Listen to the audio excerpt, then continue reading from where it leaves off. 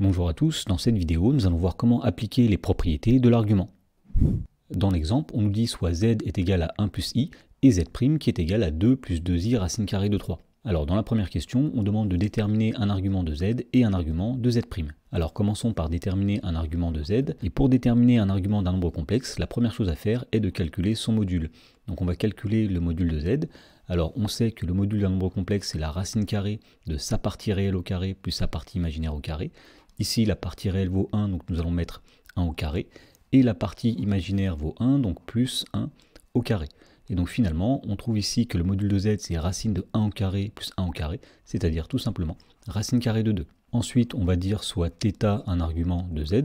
Et on sait que pour déterminer θ, on peut utiliser deux relations. La première relation dit que le cosinus de θ, le cosinus de l'argument, c'est la partie réelle de z divisée par son module. Alors la partie réelle ici, c'est 1. Le module c'est racine carrée de 2, et donc le cosinus de θ c'est 1 sur racine carrée de 2. Alors on peut écrire autrement ce cosinus en multipliant au numérateur et au dénominateur par racine carrée de 2. Donc au numérateur nous avons 1 fois racine carrée de 2, c'est-à-dire racine carrée de 2. Et au dénominateur nous avons racine carrée de 2 fois racine carrée de 2, c'est-à-dire 2. Ensuite on va utiliser une deuxième formule qui dit que le sinus de θ, le sinus d'un argument, eh bien c'est la partie imaginaire de z divisée par le module de z. Alors la partie imaginaire de z c'est 1 divisé par le module de z, c'est-à-dire racine carrée de 2. Et donc comme précédemment, on va dire que le sinus de θ qui est égal à 1 sur racine carrée de 2 est aussi égal à racine carrée de 2 sur 2. Et donc à partir de là, on remarque qu'on a des valeurs remarquables du cosinus et du sinus de θ. Eh bien on sait que lorsqu'un angle a un cosinus qui vaut racine carrée de 2 et un sinus qui vaut racine carrée de 2, eh bien cet angle est égal à pi sur 4 modulo de pi. Et donc pour conclure, on a trouvé ici qu'un argument de z, c'est pi sur 4 modulo de pi. Ensuite, nous allons déterminer un argument de z', donc la méthode sera la même. On commence par calculer le module de z', c'est-à-dire la racine carrée de la partie réelle au carré plus la partie imaginaire au carré. Alors la partie réelle c'est 2, donc ici nous allons mettre 2 au carré, plus la partie imaginaire au carré. Alors la partie imaginaire ici, nous voyons que c'est 2 racine carrée de 3. Donc ici nous écrivons 2 racine carrée de 3 au carré. Donc on trouve que le module de z' c'est la racine carrée de 2 au carré, c'est-à-dire 4, plus le carré de 2 racine carrée de 3, c'est le carré de 2 multiplié par le carré de racine de 3. Alors le carré de 2 c'est 4, multiplié par le carré de racine de 3 c'est 3, 4 fois 3 ça va donner 12. Et donc finalement le module de z' c'est la racine carrée de 4 plus 12, c'est-à-dire la racine carrée de 16, et donc on trouve que le module de z' c'est 4. Ensuite on va dire soit θ' un argument de z', et donc comme précédemment, nous avons des formules qui vont nous donner le cosinus de θ' ainsi que le sinus de θ'. Alors on sait que le cosinus de θ' c'est la partie réelle de z' divisée par le module. La partie réelle ici c'est 2, le module c'est 4, donc le cosinus de θ' c'est 2 sur 4, c'est-à-dire 1/2. Et le sinus de θ', c'est la partie imaginaire de z', c'est-à-dire 2 racine carrée de 3, divisé par le module de z', c'est-à-dire 4. Et donc en simplifiant, on trouve que le sinus de θ', c'est racine carrée de 3 sur 2. Et donc à partir de là, on remarque qu'on a des valeurs remarquables du cosinus et du sinus, et on sait que lorsqu'un angle a un cosinus qui vaut 1/2 et un sinus qui vaut racine carrée de 3 sur 2, eh bien cet angle-là est égal à pi sur 3 modulo de pi. Autrement dit, un argument de z', c'est pi sur 3 modulo de pi. Dans la question numéro 2, on nous demande d'en déduire un argument des nombres complexes suivants. Donc ici nous avons z fois z', z puissance 5, 1 sur z et z sur z'. Alors on connaît déjà un argument de z et un argument de z' d'après la première question, et donc pour trouver un argument de ces nombres complexes, nous allons utiliser les propriétés de l'argument que nous allons rappeler tout de suite. Alors si z et z' sont deux nombres complexes non nuls, et bien tout d'abord un argument de z fois z' c'est un argument de z plus un argument de z' modulo de pi. Ensuite un argument de z à la puissance n, où n est un entier naturel, c'est n fois un argument de z modulo de pi.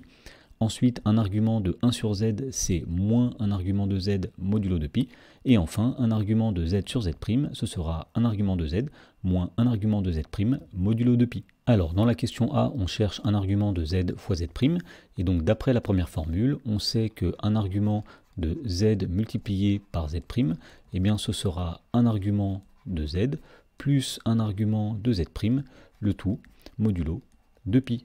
Alors on sait ici qu'un argument de z c'est pi sur 4, on sait qu'un argument de z' c'est pi sur 3, et donc on en déduit qu'un argument de z fois z' c'est pi sur 4 plus pi sur 3 modulo de pi.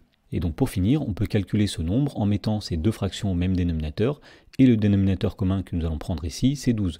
Donc nous allons multiplier la première fraction en haut et en bas par 3. En haut, nous allons avoir pi fois 3, c'est-à-dire 3pi, et en bas, nous allons avoir 4 fois 3, c'est-à-dire 12. Ensuite, nous allons multiplier la deuxième fraction en haut et en bas par 4. En haut, nous allons avoir pi fois 4, c'est-à-dire 4pi, et en bas, nous allons avoir 3 fois 4, c'est-à-dire 12. Et donc un argument de z fois z', ce sera 3pi sur 12 plus 4pi sur 12 modulo de pi.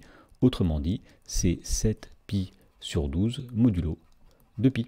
Dans la question B, on nous demande de déterminer un argument du nombre complexe z à la puissance 5. Donc pour faire ceci, nous allons utiliser la deuxième formule qui est ici, et on va dire qu'un argument de z à la puissance 5, c'est 5 multiplié par un argument de z, le tout modulo de pi.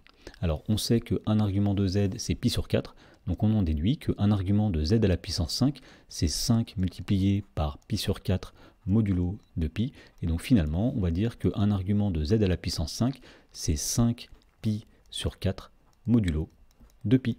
Dans la question C, on demande de déterminer un argument du nombre complexe 1 sur z.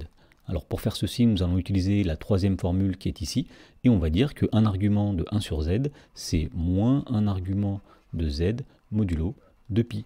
Alors on sait qu'un argument de z, c'est pi sur 4, donc on en déduit qu'un argument de 1 sur z, ce sera moins pi sur 4 modulo de pi. Et pour finir, on nous demande de déterminer un argument du quotient z divisé par z'. Alors d'après la dernière formule qui est ici, un argument de z sur z', c'est un argument de z moins un argument de z' modulo de pi. Alors on sait qu'un argument de z c'est pi sur 4, on sait qu'un argument de z' c'est pi sur 3, donc un argument de z sur z' c'est pi sur 4 moins pi sur 3 modulo de pi. Et donc pour finir, nous allons calculer cette différence. Alors comme tout à l'heure, nous allons mettre ces deux fractions sur 12. On avait dit que pi sur 4, c'est 3pi sur 12, et que pi sur 3, c'est 4pi sur 12. Et donc on en déduit qu'un argument de z sur z', c'est 3pi sur 12 moins 4pi sur 12 modulo de pi. Autrement dit, c'est moins pi sur 12 modulo de pi.